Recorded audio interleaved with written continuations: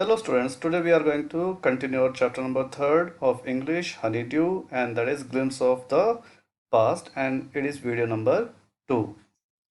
Till now in this chapter we studied that the Britishers came to India as a merchants to earn profit and do business, but later they involved in the politics of India and found that Indian kings are rivals to each other, and they benefited with that condition and tried to capture India, and they almost successfully captured India, and India became the slave of these British people. And different people of our country believed in different ways. Some of them believed that it is God who sent the British to India for sake of them, and some of the people thought just opposite of that. They believed that these people are outsiders, foreigners, so they will not take care of Indians as Indian kings can do. तो देखिएगा, अभी तक हमने ये कहानी में यही पढ़ा कि जो अंग्रेज हैं वो हमारे देश में व्यापारियों के रूप में आए, और व्यापारियों के रूप में आकर के उन्होंने यहाँ पे व्यापार करना शुरू किया, धन कमाना शुरू किया। लेकिन जैसे जैसे ये व्यापार करते रहे, दूसरे राज्यों में इनकी रीच बढ़ती गई, तो इनको पता लगा कि जो भारत के राजा महाराजा हैं ताकतवर, सब कुछ ठीक है, बहादुर लोग भी हैं, लेकिन इनमें कमी है। और वो कमी क्या है कि इनमें एकता नहीं है, आपस में लड़ते झगड़ते रहते हैं। तो इसका इन्होंने बड़ा फ़ायदा उठाया और धीरे धीरे कर करके छोटे छोटे राज्यों को के ऊपर कब्जा करना शुरू किया, और बाद में हमारे ही लोगों की ताकत का इस्तेमाल करते हुए इन्होंने लगभग पूरे देश के ऊपर कब्जा कर लिया। और उसके बाद जो इन्होंने हमारे देश के लोगों का शोषण किया, उसकी तो कोई हद ही नहीं थी। लेकिन इतना सब कुछ होने के बावजूद भी हमारे देश का जो एक तबका था, वो तो ये मानता था कि भगवान ने भेजा इन्हें उनके लिए, उनके भले के लिए। वहीं पे एक तबका ये मानता था, भाई चाहे ये कैसे ही हों, चाहे दुष्ट हों, अच्छे हों, बुरे हों, कैसे ही हों, लेकिन हैं विदेशी, और ये वो काम नहीं कर सकते जो हमारे देश के राजा साधारण जनता के लिए कर सकते थे। तो देखिएगा, इनकी पॉलिसीज, इनकी नीतियां कुछ ऐसी रही कि धीरे धीरे कर करके देश का हर तबका जो है इनसे परेशान हो गया, क्योंकि टैक्सेस लाद दिए गए, बहुत बुरा समस्या खड़ी करी गई। लोगों के पास खाने के लिए पैसा नहीं था, सारा तो पैसा वो टैक्स के रूप में दे देते थे, ठीक। और ऊपर से अंग्रेज भारतीय लोगों को नीचा दिखाते थे, उनकी बेइज्जती किया करते थे, ठीक। और साथ के साथ जो हमारे राजा महाराजा थे, चूंकि इनके अंडर में थे, तो वो अगर भला करना भी चाहते हमारे लोगों के देश के लोगों का, तो भी बेचारे नहीं कर पाते थे। तो पांचवा जो टॉपिक है वो कहलाता है आपका ऑपरेशन, जो कि 1765 से लेकर के 1835 के बीच में हुई, यानी कि लोगों को दबाया गया, यानी कि न्याय नहीं दिया गया। लोगों के साथ कुछ इस तरह की अनीतियां की गई कि जो गुस्सा लोगों के अंदर अंग्रेजों के लिए पनप रहा था, वो और ज़्यादा भड़क गया। तो देखिएगा, इस टॉपिक में देखते हैं क्या हुआ, ठीक।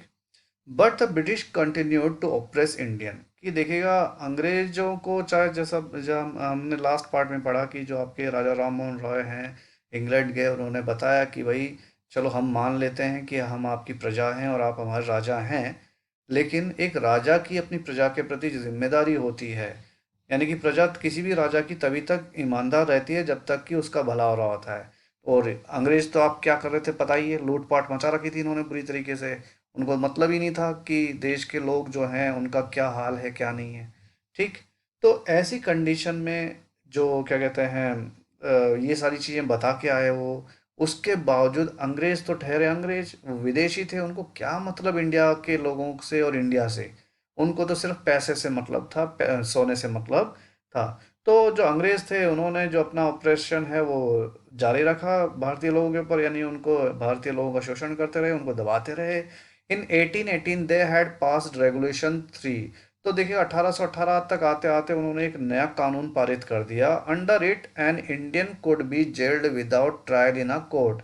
भाई अभी तक तो क्या होता था कि आदमी दोषी हो नहीं हो, कम से कम केस तो चलता था, जज के सामने बात तो होती थी, उसके बाद सजा तय होती थी। अब चाहे वो गलत सजा दे दे या सही सजा दे दे, वो एक बात अलग है, वो अलग टॉपिक है।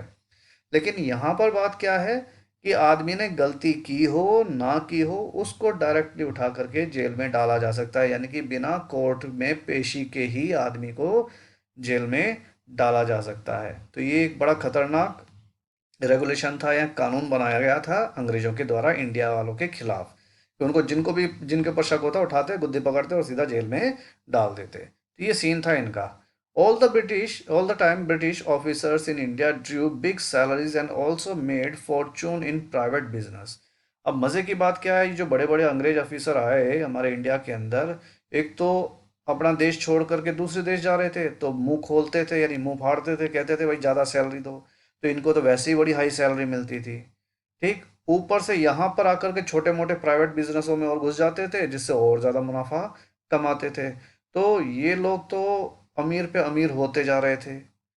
By 1829, Britain was exporting British goods worth 7 crore rupees to India। और 1829 का जो टाइम था, उस ड्यूरेशन में ये जो ब्रिटिश सामान आता था भारत के अंदर एक्सपोर्ट होता था, वो करीब करीब 7 करोड़ रुपए का होता था, यानी कि भारतीय 7 करोड़ रुपए के कीमत के बराबर होता था। तो आप बोलो 7 करोड़ कोई ज़्यादा थोड़ी है, 7 करोड़ आज की डेट में ज़्यादा बड़ी कीमत नहीं है। लेकिन देखिएगा, ये आपकी बात हो रही है 1829 की। 1829 के दौरान जो आपकी साइकिल वगैरह जो आज आपको 15,000, 10,000, 12,000 में मिलती है, इस तरह की जो साइकिल थी मुश्किल से आपको 25 पैसे, 10-15 पैसे में मिलती थी। तो आप समझ सकते हो कि 7 करोड़ की क्या कीमत रही होगी। यानी कि देश को चलाने के लिए उन्हें किसी और से पैसे की जरूरत नहीं थी, अकेले भारत से जो पैसा मिलता था उसी से ये धन कुबेर बन चुके थे। The British prospered on the company's loot while Indian industry began to die। तो देखिए, जहां अंग्रेज जो थे वो दिन ब दिन जो कंपनी के द्वारा लूटपाट की जा रही थी, जो खून पिया जा रहा था हमारे गरीबों का, उसकी वजह से दिन ब दिन समर्थवान और प्रॉस्परस होते जा रहे थे, यानी कि बहुत अच्छे से पैसा कमा रहे थे। वहीं पे जो भारतीय इंडस्ट्री, भारतीय जो उद्योग धंधे हैं, धीरे धीरे मरने लग गए। यानी कि सस्ते सामान अंग्रेज देते थे तो लोग सस्ता खरीदते थे, और ऊपर से हम पहले विदेशों में सामान बेचा करते थे, वो भी बंद हो गया। ठीक, क्योंकि अंग्रेजों ने सारा रिप्लेस कर दिया अपने सामान से हमारी चीज़ों को। Governor general Batnik reported back home, the bonds of cotton weavers are bleaching the plains of India। तो देखिएगा, एक गवर्नर जनरल आए अंग्रेज के, जो कि अंग्रेजों के, जो कि एक्चुअल में वहाँ के राजा को डायरेक्ट क्या देता था, रिपोर्टिंग करता था। तो वो ऑल ओवर इंडिया का देख रेख इस बंदे के हाथ में थी, और उनका नाम था जनरल बेंटनिक। ठीक है, तो ये बेंटनिक जो थे, उन्होंने अपने एक जर्नल में लिखा कि the bones of cotton weavers are bleaching the plains of India. यानी कि भारत के जो गरीब किसान हैं, खास तौर से जो कॉटन वीवर्स हैं, यानी कि जो बुनाई करने वाले जो लोग हैं, उनकी हड्डियां जो हैं वो बाहर दिखने लग गई हैं, यानी कि उनका धंधा चौपट हो चुका है। यानी कि देखिए, जो कॉटन था, वो कच्चा माल जो था, वो अंग्रेज सीधा इंग्लैंड भेज दिया करते थे, वहाँ से कॉटन के कपड़े बन के आते थे और सस्ते दाम पे बनते थे। वहीं पे इंडिया के जो कॉटन वीवर्स हुआ करते थे, वो कच्चा माल देश के ही किसानों से खरीदते थे और उससे कपड़ा बनाते थे। अब चूंकि उनके पास पुराना तरीका था कपड़ा बनाने का, तो कपड़ा बनाने में टाइम लगता था। अब चूंकि टाइम ज़्यादा लगता था तो उसकी कीमत भी ज़्यादा होती थी, मेहनत ज़्यादा होती थी, इसलिए। ठीक, तो धीरे धीरे क्या हुआ कि अंग्रेजी सामानों को लोगों ने इतना खरीदना शुरू कर दिया कि जो हमारे कॉटन वीवर्स हैं, यानी कि जो हमारे क्या कहते हैं, सूती कपड़े बनाने वाले जो बुनकर थे, उनकी पसलियां बाहर आ गई थी, उनकी हालत खस्ता हो गई थी और मरने के कगार पे पहुंच गए थे, यानी भूखे मरने वाली स्थिति में पहुंच गए थे। तो देखिए कैसे दुखी बैठे हुए हैं। ठीक, नेक्स्ट जो आपका पार्ट है चैप्टर का, वो है डिससेटिस्फैक्शन, यानी कि लोगों के अंदर असंतृप्ति समा गई थी। यानी कि लोग अब क्या कहते हैं, अंग्रेजों से धीरे धीरे करके नफरत करने लग गए थे, और उनको ऐसा लगने लग गया था कि जो भी उनकी समस्याओं का कारण है वो अंग्रेज ही हैं। यानी कि उनके अंदर सेटिस्फैक्शन के लेवल की कमी थी।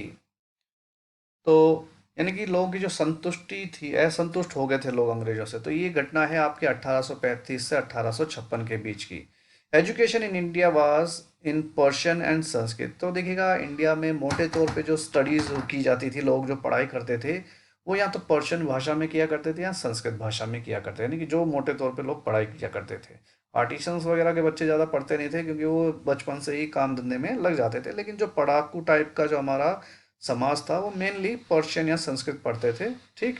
इन 1835 a Englishman named Macaulay suggested a change. अब देखिएगा प्रॉब्लम क्या थी, अंग्रेज यहाँ आए, उन्होंने कब्जा भी कर लिया, लेकिन क्या है, इन्हें हमेशा बड़ी दिक्कतें पेश आती थी इंडिया में डील करने में, क्योंकि दूसरे जगह पे भी इन्होंने कब्जा किया, वहाँ पे तो लोगों ने आसानी से गुलामी कबूल कर ली और जैसा इन्होंने चाहा वैसे चीज़ों को बदल दिया। लेकिन इंडिया में ये सारी काम इतने आसान नहीं थे, क्योंकि हम पहले से हमारी जो हमारा इतिहास है, ये छोटा मोटा इतिहास नहीं है, करीब यानी कि यूँ मान के चलिए 5,000 पुराना इतिहास माना जाता है मिनिमम। ठीक। तो तब से हम यहाँ पे रचे बसे हुए हैं और यहाँ पे काम करते आ रहे हैं। तो हमको पहले हमारे जो क्या कहते हैं कस्टम्स हैं, यानी हमारी जो रीति रिवाज हैं, हमारा जो कल्चर है, उससे अलग करना अंग्रेजों के लिए बड़ी दिक्कत हो रही थी, यानी गुलामी स्वीकार कर ही नहीं रहे थे लोग। ठीक। तो ऐसे में मैकले नाम के एक आपके अंग्रेज आए, उन्होंने कहा कि यार इनका पढ़ाई का सिस्टम बर्बाद करो, तब जा कर के ये हमारे हिसाब से चलेंगे। और उन्होंने क्या कहा, we should teach native through English language, कि ये जो यहाँ इस देश के जो लोकल लोग हैं, हम इनको अंग्रेजी पढ़ाएंगे। I agree. और तो ये बात स्वीकार कर ली गई। अब क्या था, इंडिया में इंडियन जो एजुकेशनल सिस्टम था वो पूरी तरीके से बदलने वाला था और अंग्रेजों का सिस्टम आने वाला था। यानी कि होता क्या, English education produced clerks to whom the British gave petty jobs under them. Incidentally, it also produced new generation of intellectuals. तो हुआ क्या कि जो अंग्रेज थे वो अपने क्या कहते हैं, उनका जो उद्देश्य था ये जो अंग्रेज पढ़ाने का, वो क्या था, क्योंकि अंग्रेजों की संख्या तो बेहद कम थी इंडिया में, लेकिन इतने बड़े देश पे कब्जा कर रखा था, काम करवाना था। तो ऐसे में उनके खुद के अकेले बस की बात नहीं थी कि इंडिया के सारे काम को मैनेज किया जा सके। तो ऐसे में क्या हुआ कि जो इन्होंने जो लोगों को पढ़ाया, तो पढ़ाने से क्या हुआ कि जो भारतीय लोग हैं, अब चूंकि अंग्रेजी में काम कर सकते थे, तो जो क्लर्क की जो लिपिक वाले जो काम थे, यानी ऑफिस के जो क्लर्क जैसे काम थे, वो अब हमारे इंडिया के लोग आसानी से कर सकते थे, और उसके लिए उनको ज़्यादा पैसा भी नहीं देना पड़ता। वहीं पे कोई अंग्रेज आता तो उसको बहुत मोटी सैलरी देनी पड़ती, तो यहाँ पे भी उन्होंने मुनाफा कमाया। फिर साथ के साथ क्या हुआ, जो ज़्यादा अंग्रेजी पढ़ गए वो एक अलग तरह के जीव बन गए। इसका मतलब ये नहीं कि क्या कहते हैं एलियंस बन गए। अब वो क्या थे, अपने आप को ज़्यादा बौद्धिक जीव मानने लग गए थे, यानी कि हमारे देश के अंदर ही कुछ बौद्धिक जीवों का विकास हुआ। शुरू में तो अच्छा था, लेकिन बाद में आजकल के जो इंटेलेक्चुअल हैं, बौद्धिक जीव हैं, वो बिल्कुल गधे हैं। उनके अंदर बिल्कुल एक क्या कहते हैं कौड़ी की अक्ल नहीं है। वो देश के टुकड़े करने की बात करते हैं, देश की बर्बादी की बात करते हैं। ठीक है, तो ऐसे इंटेलेक्चुअल हमें नहीं चाहिए, हमें तो इससे अच्छा तो गंवार लोग ही हम, है ना। खैर जो भी है, तो कुछ इंटेलेक्चुअल हुए। अब इंटेलेक्चुअल यानी कि ऐसे बुद्धिजीवी पैदा हुए जिन्हें बुद्धिजीवी बोलते हैं। We must educate our brothers. तो कुछ बुद्धिजीवियों ने कहा कि यार क्या करते हैं, हम तो पढ़ लिख गए, एक काम करते हैं हम बाकियों को भी पढ़ाते हैं। चलो ये अच्छी बात है। And try to improve their material condition. और उन्होंने कहा भैया उनकी जो माली हालत है उसको भी सही करने की कोशिश करेंगे हम। वो जो परिस्थिति में जी रहे हैं, यानी इंडियन इंडियन की तरह जी रहा है, तो इंडियन इंडियन की तरह नहीं जीना चाहिए, अब अंग्रेजों की तरह जीना चाहिए। ठीक। और वहीं पे कुछ ने कहा, for that we must convey our grievances to the British parliament. अब कुछ ने ये सजेशन रखा, चलो हम हमारी ये जो समस्या है वो अंग्रेजों के सामने रखते हैं, ताकि अंग्रेज ऐसा सिस्टम बनाएं कि हमारे सारे भाई लोग पढ़ सकें और हमारी तरह काली चमड़ी वाले अंग्रेज या गोरे बन सकें। ठीक। तो एक्चुअल में जो मैकले शिक्षा पद्धति लाए, जो एजुकेशनल सिस्टम लाए, उससे वो क्या करना चाहते थे, भारतीय लोग जो कि तन से रंग रूप से तो भारतीय थे, लेकिन वो चाहते थे कि ये लोग मन से अंग्रेज बन जाएं। यानी आत्मा अंग्रेज की, शरीर इंडियन का, यानी काम किसके आए, ब्रिटिश लोगों के काम आए। तो इस वजह से इन्होंने इंग्लिश पढ़ाई पे ज़्यादा जोर दिया, अपने कॉन्वेंट स्कूल खोले। परिणाम ये हुआ कि हमारे ही देश के जो कुछ पढ़े लिखे लोग थे, जो अंग्रेजी ज़्यादा पढ़ गए, जिनका दिमाग ज़्यादा खराब हो गया, वो बुद्धिजीवी बन करके आए और उन्होंने सपोर्ट किया अंग्रेज़ों का। ठीक है। लेकिन देखिए, इंग्लिश पढ़ना या उसको ना क्या कहते हैं, या किसी और लैंग्वेज को पढ़ना, ये अच्छी बात है, क्योंकि नॉलेज जितनी बढ़े उतनी अच्छी होती है। ठीक है, तो हमें लैंग्वेज पढ़ने में दिक्कत नहीं है, लेकिन शिक्षा पद्धति जो हमारा गुरुकुल सिस्टम था, जो इन्होंने चेंज किया, बर्बाद कर दिया, बिल्कुल बर्बाद करके रख दिया, उससे बड़ी दिक्कतें आई। ठीक, चलो आगे देखते हैं। By 1856 the British had conquered the whole of India. और देखिएगा 1856 आते आते तो भारत का देखो इतना बड़े हिस्से पे, जहाँ जहाँ पे पिंक कलर एरिया है, रेडिश कलर का जो एरिया है, ये ब्रिटिश लोगों का था। और अभी भी कुछ हिस्सा जो भारत का है लड़ रहा था अंग्रेजों से 1856 के टाइम में भी। ठीक, यानी कि अभी भी लगभग यूं कह सकते हो करीब 3/4 इंडिया के ऊपर इन्होंने कब्जा कर लिया था। They cared little about the needs of Indians. Our kings have become puppets and we have lost our old job. और ये जो अंग्रेज थे वो बिल्कुल कम ध्यान दिया करते थे भारतीयों पे। कम तो क्या, ध्यान ही नहीं दिया करते थे। जो उन्होंने किया उनके खुद के लिए किया। सड़क बनाई तो खुद का सामान आ जा सके इसके लिए बनाया। ठीक है, आजकल बहुत सारे बुद्धिजीवी हैं टीवी पे बैठ कर के कहते हैं कि देखो अंग्रेजों ने सड़क बनाई, देखो अंग्रेजों ने रेलगाड़ी के लिए रेलवे ट्रैक्स बिछाया। अरे भैया, वो तेरे को घुमाने के लिए नहीं बनाए, वो तो उन्होंने सामान लाने ले जाने के लिए बनाया, ताकि उनका धंधा बढ़िया ढंग से चले। तो उन्होंने भलाई के लिए नहीं किया। वो एक बात अलग है कि हमारा भला हो गया उससे, लेकिन इंटेंशनली उन्होंने ऐसा नहीं किया। उन्होंने तो खुद के फायदे के लिए किया। तो हमारे बुद्धिजीवियों की तो बुद्धि फ्री पड़ी है, फिर क्या कर सकते हैं इस चीज़ का। हर तरह के लोग होते हैं हर जगह पे। तो जो ये अंग्रेज थे, ये भारतीय लोगों को बिल्कुल भी ध्यान नहीं दिया करते थे। और लिटरली क्या हुआ, लोगों के अंदर थोड़ा सा असंतुष्टि फैलना शुरू हुई और लोगों ने कहना शुरू कर दिया कि यार हमारे जो राजा हैं अब वो पपेट बन चुके हैं, यानी कठपुतली बन चुके हैं अंग्रेजों की। और उनके हिसाब से चलते हैं और उनकी वजह से हमारी नौकरियां चली गई हैं। एंड लैंड्स, तो अब बोलता है सिर्फ नौकरी जाती तो कोई बात थी, ये तो हमारी ज़मीन भी चली गई।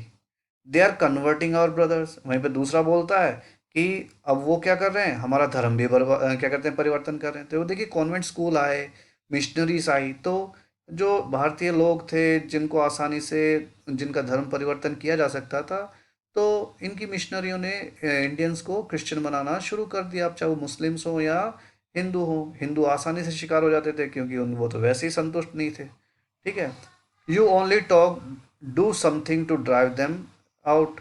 अब एक भाई क्या कहता है कि तुम लोग तो यार बकवास कर रहे हो, कुछ करते क्यों नहीं इनको भगाने के लिए, यानी खुद कुछ नहीं करेगा दूसरे से उम्मीद करेगा। तो देखिएगा ये मेंटल सेट आज भी इंडियंस के अंदर है। हमारे देश में कुछ भी बुरा होता है तो हम खड़े नहीं होते, हम उम्मीद करते हैं कि कोई जाए और वो जा करके हुल्लड़ मचा के आए। हम तो घर पे टीवी देख करके राजी होते, और हो गया हो गया, मैं चाह ही रहा था कि ये दंगा भड़क जाए, या मैं ही चाह ही रहा था कि ऐसा हो जाए, देखो उस बंदे ने कर दिया। ठीक, तो हमारे देश के लोगों के साथ समस्या आज भी ये है। 1856 की बात नहीं है, आज भी 2020 में भी आज स्थिति यही है कि हम लोग घर से बाहर निकल के किसी चीज़ का विरोध या विरोध करना पसंद पसंद नहीं करते हैं, उसका उसके खिलाफ बोलना पसंद नहीं करते। हम चाहते हैं कि हम तो सुरक्षित रहें घर पे, कोई दूसरा बोल दे। ठीक, आगे चलते चलते 7th पार्ट पे आते हैं चैप्टर के। 10 पाक यानी चिंगारी, जो कि 1855 से 57 के बीच में लगी। यानी कि ये चिंगारी वो नहीं जो हमने आगे चलाई, ये विद्रोह की चिंगारी थी, यानी अंग्रेजों के खिलाफ जो हमारे अंदर जो जहर भर गया था, या जो हमारे अंदर इनके प्रति गुस्सा भर गया था, अब वो फटा एक चिंगारी की वजह से। तो देखिएगा, taxes continued to ruin the peasants, की जो किसान थे उनके ऊपर जो लगातार जो टैक्स लगाए जा रहे थे उससे किसान बर्बाद हो गए। In Bengal the Santhals who had lost their lands under new land rule become desperate. तो हुआ क्या, बंगाल में एक नया कानून लाया गया जिसके अंतर्गत वहाँ की जो जनजातीय लोग थे, संथाल जो लोग थे, जैसे हमारे यहाँ पे मीणा और गुजर होते हैं, उसी तरीके से बंगाल उड़ीसा साइड में संथाल नाम की क्या कहते हैं लोग भी होते थे। ठीक है, तो ये जो लोग थे, इनके इनके इलाके में एक नया कानून आया जिसकी वजह से जो जंगल जिन पे ये निर्भर किया करते थे, अंग्रेजों ने अपने कब्जे में ले लिया। तो ये बेचारे बेघर हो गए, तो ये बिदक गए। In 1855 they rose in rebellion and massacred Europeans and their supporters alike. और हुआ क्या, ये गुस्सा इतना भड़का कि देखो डरते तो थे नहीं। मैं कह रहा हूँ ना, इंडिया में बहादुरी की कमी कहीं नहीं थी, हमारे लोग बहादुर बहुत ज़्यादा थे। ठीक है, आज जो इंग्लैंड इंग्लैंड बना हुआ है, ये अंग्रेजों की वजह से नहीं है, ये इंडियंस की वजह से है। फर्स्ट वर्ल्ड वार हो या सेकंड वर्ल्ड वार हो, दोनों में हमारे भारत के सिपाहियों ने अंग्रेजों की तरफ से लड़ाई लड़ी है, लाखों ने अपनी जान गंवाई है। तब जाके अंग्रेज जीते हैं। अदरवाइज अंग्रेज जाके लड़ते तो जर्मनी समेट देता या फ्रांस समेट देता इनको। लेकिन ये तो हमारे लोगों की बहादुरी है कि वो अंग्रेज़ों के लिए लड़े और उनको जितवाया, लेकिन अंग्रेज आज भी उसका शुक्रिया नहीं करते। ठीक। खैर, जो भी है, जो खुद के देश के लिए ना लड़े उसकी तो इज्जत होगी कैसे, दूसरों के लिए लड़ने का कुछ फ़ायदा नहीं ना। चलो जो भी है, फिर क्या हुआ, 18 से 55 तक पहुंचते पहुंचते जो संथाल लोग हैं बड़े गुस्सा हो गए और उन्होंने अंग्रेजों के खिलाफ विद्रोह कर दिया, और जहां जहां उन्हें यूरोपियंस दिखे उन्होंने उनको साफ कर दिया, यानी कि उनको मैसेकर कर दिया, मार दिया। और सिर्फ उनको मारते तो बात थी, एंड देयर सपोर्टर्स अलाइक, यानी कि 1855 में संथाल लोग इतने गुस्से हो गए इन लोगों से कि ना केवल उन्होंने यूरोपियंस को देखते ही मारा, बल्कि उनको सपोर्ट करने वाले लोगों को भी बराबर से मारा, यानी कि जबरदस्त मारकाट चली। Discontent was brewing in East Indian company army too. अब देखिएगा, अब ये जो डिसकंटेंट था, यानी कि जो मायूसी थी और ये जो असंतुष्टि थी, ये ईस्ट इंडिया कंपनी की आर्मी के अंदर, यानी कि ईस्ट इंडिया कंपनी में आर्मी में अंग्रेज थे, लेकिन अंग्रेजों से ज़्यादा इंडियन सोल्जर्स थे जो उनसे थोड़ा पैसा लेते थे और उनके लिए लड़ाइयाँ लड़ते थे। ठीक। तो ये जो असंतुष्टि थी अंग्रेजों के सेना के अंदर भी फैली, यानी कि ये भारतीयों के अंदर फैली जो उनकी सेना में थे। द वाइट, सो अब क्यों फैली? भाई लड़ने की बात हो तो अंग्रेज सबसे पीछे हो जाते थे, इंडियंस आगे होते थे, यानी बहादुरी दिखाने की बात होती तो इंडियंस की होती थी, लेकिन जैसे ही जीत होती तो वह जीत अंग्रेजों के नाम होती। साथ के साथ जबरदस्त भेदभाव होता था। क्या होता था? The white soldiers get huge pay many sons to mansions and live in servants. तो कह रहा है कि जो वाइट सोल्जर्स थे, यानी कि जो गोरे सिपाही थे, उनको एक तो सैलरी बड़ी ज़बरदस्त मिलती थी, बहुत पैसा मिलता था। साथ के साथ जो बड़े बड़े बंगले मिलते थे फ्री में रहने के लिए, और साथ के साथ उनकी चाकरी के लिए नौकर भी मिलते थे। वहीं पे जो इंडियन सिपाही थे उनका क्या हाल था? While we get pittance and slow promotion, कि हमको तो पिटेंस मिलता है, यानी कि हमको तो बहुत मामूली वेतन मिलता है, यानी बहुत छोटा अमाउंट में उनको पैसा मिलता है। ठीक। और साथ के साथ हमें प्रमोशन भी नहीं मिलता। प्रमोशन का मतलब क्या हो गया? पदोन्नति हो गई, यानी पद, यानी सिपाही जो है बड़े पद पे नहीं जा पाते थे। The Angrez ask us to cross the sea which is against our religion, who is the topi wala to abolish our age old custom. अब वहीं पे कुछ सिपाही तो यूं कहते थे कि भाई हम इन अंग्रेजों के चक्कर में समुद्र पार करके दूसरी जगह क्यों जाएं। ये अंग्रेज टोपी वाले होते कौन है? हमें हमारे पुराने रीति रिवाजों को तोड़ने के लिए। क्यों? क्योंकि हमारा धर्म ये कहता है कि अगर हम समुद्र पार करके जाएंगे तो हम भ्रष्ट हो जाएंगे।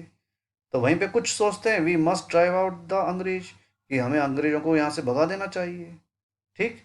Thousands of other सिपाही revolted, they were stripped of their uniform, humiliated and put in iron। तो उससे पहले क्या हुआ? सिपाही Mangal Pandey attacked the adjutant of his regiment and was executed. तो देखिएगा, इसकी शुरुआत हुई थी, यानी कि जो लोग थे भरे बैठे थे और बस मौके की तलाश में थे कि कब मौका मिले और चौका मारे।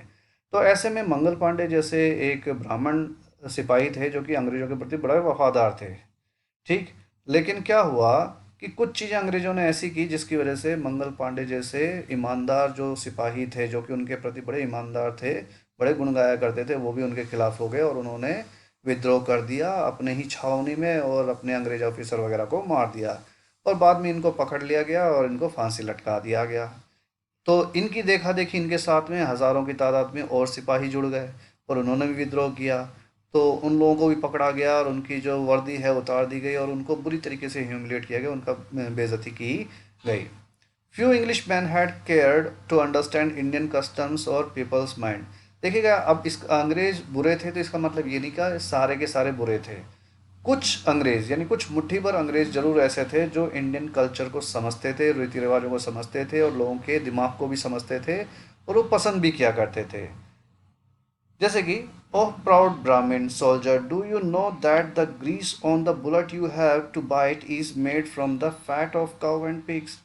कि अ, अंग्रेज जो थे, जैसे मंगल पांडे जैसे लोग हैं, उनका नाराज होने के पीछे कारण क्या था? कि जो अंग्रेज थे वो एक नई तरह की गोलियां लेके आए थे। ठीक है, जो कार्ट्रिज लेके आए थे। तो वो क्या था, उसको उसका जो पाउच था वो सुअर और आपके गाय की चर्बी से बना हुआ था। ठीक, तो उन्हें मुंह से फाड़ना पड़ता था और उसके बाद उस बुलेट को बंदूक की नली में डाल करके और फिर जो आपका ये बारूद है डाल कर करके उनको चलाना होता था। पहले के बंदूक अलग तरह के होते थे और एक एक गोली डाल के फिर चलानी पड़ती थी बारूद के साथ। तो पता लगा कि जो नई गोलियां थी उनके जो पैकेट्स थे वो जो गाय है और सुअर जो है उनकी चर्बी से बना हुआ है। अब ये सुनते ही ब्राह्मण भी बिदक गए यानी हिंदू भी बिदक गए और जो आपके मुसलमान हैं वो भी गुस्सा हो गए। क्यों? क्योंकि गाय जो इंडियंस के लिए है, खास तौर से जो भारतीय हिंदू हैं उनके लिए गाय बड़ी पवित्र है, माता समान है। वहीं पे इस्लाम में जो सुअर है, सुअर खाना और सुअर जो बिल्कुल हराम है उनके लिए, यानी कि बुरा जानवर मानते हैं उसको। तो दोनों का ही धर्म भ्रष्ट हो गया। तो जो अंग्रेज सिपाही थे, अब वो चाहे मुसलमान रहे हों या फिर हिंदुस्तानी हिंदू रहे हों, ठीक है, ये सब खिलाफ हो गए अंग्रेजों के। Soon chapatis were sent from village to village tell the people that their emperor would want their service। अब क्या था, गांव में अब सीधे सीधे तो बोल नहीं सकते थे, तो एक कोड बनाया गया कि चपाती यानी रोटियां भेजी जाने लग गई एक राज्य से दूसरे राज्य, हम गांव से दूसरे गांव, ताकि लोगों को पता लगे कि जो लोगों को राजा की सर्विस करनी है, यानी कि एक्चुअल में राजा उनकी सेवाएं चाह रहा है, यानी कि राजा युद्ध लड़ने जा रहा है, तो ऐसे में लोगों को उसकी मदद करनी है। तो जो रोटी एक्सेप्ट कर लेता था यानी वो राजा के लिए युद्ध लड़ेगा। Yes all my village man will be ready. और जैसे एक्सेप्ट हो जाती थी तो जो राज्य के सारे जो ग्रामीण हैं यानी गांव के जो भी ग्रामीण हैं वो सब राजा के साथ लड़ने के लिए तैयार हो जाते हैं। तो इस तरीके से चोरी छुपे अंग्रेजों के खिलाफ बगावत शुरू हो चुकी थी। Similarly lotus flower circulated among Indian soldiers. ऐसे ही एक सिंबल दिया गया कि भाई हमारे पास अगर यानी जो हमारे भारतीय सिपाही हैं उनके पास कमल आए, कमल का फूल आए, तो उसका मतलब था डेथ टू द फॉरेनर, यानी कि विदेशियों को मारना है, यानी अंग्रेजों को मारना है। The masses gave all help and shelter to the patriots. और जो मासेस हैं यानी कि जो भारत के लोग हैं उन्होंने दबा करके लोगों की हेल्प की और उनको आवास प्रदान किया। किनको? पैट्रियोट्स को, यानी कि हमारे देश के भक्तों को। यानी जो देशभक्त अंग्रेजों के खिलाफ लड़ने को तैयार थे उनके खिलाफ भारत के ही लोगों ने, देश के ही लोगों को बहुत मदद करनी शुरू कर दी। फिर आठवां पार्ट आता है, उसमें क्या होता है, रिवोल्ट हो जाता है। ठीक है, यानी कि ये लड़ाई शुरू हो जाती है बड़े लेवल पे। Then there was a violent outbreak at Meerut. तो देखिए अब मेरठ में की जो छावनी थी उसमें सबसे पहले मंगल पांडे ने गोली चलाई थी, वहां से शुरुआत हुई थी रिवोल्ट की। ठीक है, तो बहुत जबरदस्त हिंसक जो लड़ाई है मेरठ में शुरू हो गई। दस और काफ़ी बड़े लेवल पे हम जीते भी शुरू में। ठीक है, और क्या हुआ उसके बाद, जो लोग हैं जो सिपाही हैं दे द सिपाही मार्च टू दिल्ली, वो दिल्ली की ओर उन्होंने कूच कर दिया। Long live emperor Bahadur Shah, और वहाँ पर जाकर के अंग्रेज़ों को हराया और दिल्ली का जो महल है उसके ऊपर कब्जा भी कर लिया। उस टाइम के जो मुग़ल नवाब थे बहादुर शाह जफ़र, उनको उन्होंने गद्दी पे बैठाया और इन्होंने जो क्या कहते हैं आपके 1857 की जो क्रांति है, जो रिबेलियन है, उसमें इंडियंस का सपोर्ट किया। ठीक, हालांकि बुजुर्ग थे। द रिबिलियन स्प्रेड वाइडर, और क्या हुआ, जैसे ये खबर पहुंची कि भाई मेरठ में भी हमारे भारतीय लोगों ने अंग्रेजों को मार दिया, दिल्ली पे भी कब्जा कर लिया, तो ये बात जो है आग की तरह पूरे देश में फैल गई। परिणाम क्या हुआ कि पूरे देश में काफ़ी बड़े इलाकों में जो लोग हैं उन्होंने क्या करना शुरू कर दिया, बगावत करनी शुरू कर दी। Many landlords had lost their lands because of the British policy and they were sore. अब ऐसे जो बहुत सारे ज़मींदार थे उन्होंने अपनी ज़मीन खो दी थी क्योंकि अंग्रेजों ने लगा रखे थे दुनिया भर के टैक्स, नहीं चुका पाते थे तो वो कब्जा कर लेते थे। तो वो भरे बैठे हुए थे, वो नाराज़ बैठे हुए थे।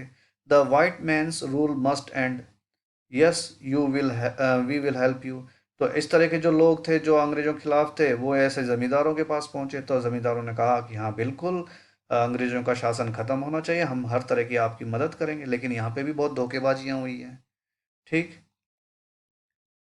नाइन्थ जो पार्ट है आपके चैप्टर का वो 1957 का है, द फाइट ऑफ फ्रीडम, यानी आज़ादी की जो भूख थी लोगों में अब जाके जागने लगी थी। Many farmer rulers like Begum Hazrat Mahal of Lucknow were bitter. ऐसे ही एक बेगम हुई थी, एक बेगम हजरत महल जो कि लखनऊ की शासक हुआ करती थी, उनकी भी अंग्रेजों से ठन गई थी। ठीक, the white man has taken away my kingdom, क्योंकि अंग्रेजों ने जस्ट उनको गद्दी पे तो बैठने दिया लेकिन उनके गद्दी पे कब्जा कर लिया, यानी कि सारे फैसले अंग्रेज किया करते थे। पॉपुलर लीडर लाइक मौलवी Ahmadullah of Faizabad told the people, rise brother rise, the अंग्रेज इज रूइनिंग आवर लैंड। तो वहीं पे ऐसे ही एक पॉपुलर लीडर हुए थे जिनका नाम था मौलवी अहमदुल्ला, जो कि फैज़ाबाद के थे। उन्होंने लोगों को इकट्ठा किया और उनको बोला कि भाई उठो, खड़े हो भाइयों, अंग्रेज जो हैं हमारे देश को नुकसान पहुंचा रहे हैं, तो इनके खिलाफ लड़ो। ऐसे जो बेगम हजरत महल हैं वो she joined the upsurge against the foreigner. तो जो लड़ाई शुरू हुई थी अंग्रेजों के खिलाफ, इसमें इन्होंने भी साथ दिया। The people rose everywhere in Bareilly, Kanpur and Allahabad. तो जहाँ जहाँ पे लोग थे जिन्होंने ये खबरें सुनी, चाहे वो बरेली हो, कानपुर हो, इलाहाबाद हो, ये सब साथ आए लड़ने के लिए अंग्रेजों के खिलाफ। Azimullah Khan told Tatya Tope, we should have Peshwa Nana Saheb as our leader in this war of independence. तो अजीमुल्ला खान जो थे वो तात्या टोपे के पास आए, जो कि पहले से बैठे हुए थे, किसी तरीके से कोई लड़े तो उनका साथ देने के लिए। तो उन्होंने आके बताया कि भाई पेशवा नाना साहेब जो हैं मराठा, वो क्या कहते हैं, ये जो हमारे स्वतंत्रता की जो लड़ाई है उसमें लीड कर रहे हैं, तो हमें उनका सपोर्ट करना चाहिए। The patriot pounced upon the British and fought pitched battle all over north India. और जैसे ही इस तरह के देशभक्तों को इस तरह की बातों का पता लगा, तो वो उस अंग्रेजों के साथ जो युद्ध चल रहा था उसमें वो कूद पड़े और उन्होंने ज़बरदस्त लड़ाई लड़ी अंग्रेजों के साथ उत्तर भारत में। 80-year-old Kunwar Singh of Bihar received bullet in his wrist. तो ऐसे ही आपके 80 साल के एक राजा हुआ करते थे कुंवर सिंह, जो कि बिहार के राजा थे। उनको लड़ाई के दौरान बुलेट लग गई थी, गोली लग गई थी हाथ में, तो उन्होंने अपना हाथ ही काट दिया और हाथ काट करके गंगा नदी में डाल दिया और कहा, mother Ganga this is my last offering to you. तो वो तो सिर पे पट्टी बांध के आए थे कि भैया 80 साल तो हो गए, अब कहाँ जीऊँगा, है ना, ना मुंह में दांत ना पेट में हाथ। तो अब जब तक जिंदा हूँ लड़ता रहूंगा अंग्रेजों के खिलाफ। तो गंगा में अपने हाथों की आहुति देते हुए उन्होंने कहा कि ये माँ गंगा, ये मेरी लास्ट ऑफरिंग है, यानी उनको पता था कि वो लड़ने जाएंगे तो मरेंगे। ठीक। तो देखिएगा इस तरीके से जानते बूझते जो लोग हैं उन्होंने अपनी जान दी और हमारे देश को आज़ाद करवाया। तो देखिएगा सैकड़ों हजारों लोगों ने जान दी है हमारे इस मिट्टी के लिए। तो इस आज़ादी को जो कि हमें फ्री में नहीं मिली है, उसकी इज्जत करना सीखें। आप देश के लिए अच्छा भले ही ना कर सकें, एक अच्छे इंसान की तरह रह करके काम करते रहें, ऑटोमेटिकली अच्छा काम हो जाएगा। ठीक। तो ये देखिएगा, ये आपके SD सावंत के द्वारा लिखी गई चैप्टर है, दिया गया चैप्टर है। और बहुत अच्छा प्रेरक चैप्टर है, क्योंकि ये आपको ये बताता है कि देखो भारतीय कभी भी कहीं कम नहीं थे किसी भी मैटर में। ठीक। और अगर आपको वीडियो पसंद आया तो प्लीज़ लाइक बटन दबाएं और मेरे चैनल को सब्सक्राइब जरूर करें। और यदि किसी तरह की आपको क्वेरी हो, किसी तरह का कोई सजेशन देना हो, तो कमेंट सेक्शन में आप लिख सकते हैं और मैं कोशिश करूँगा कि आपके साथ कमेंट सेक्शन के थ्रू ही कम्युनिकेट कर सकूं। ठीक है। Till next video, bye.